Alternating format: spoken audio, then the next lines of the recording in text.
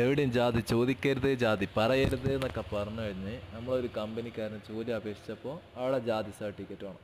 അങ്ങനെ ജാതി സർട്ടിഫിക്കറ്റിന് SLC book കാണിച്ചു കൊടുത്തപ്പോൾ പറഞ്ഞ് ഇത് പോരാ, നമുക്ക് എന്ത് വേണം, ജാതി സർട്ടിഫിക്കറ്റ് ആയിട്ട് തന്നെ കിട്ടണം. അങ്ങനെ വില്ലേജ് ഓഫീസിലേക്ക് എന്ത് ചെയ്ത് ഡിസ്ട്രിക്ട് വഴി അപേക്ഷ കൊടുത്തു കഴിഞ്ഞപ്പോൾ അവർ പറഞ്ഞ് തിരിച്ചൊരു റിപ്ലൈ തന്ന്, നിൻ്റെ അച്ഛൻ്റെ സർട്ടിഫിക്കറ്റ് വേണം എന്നുള്ളത്.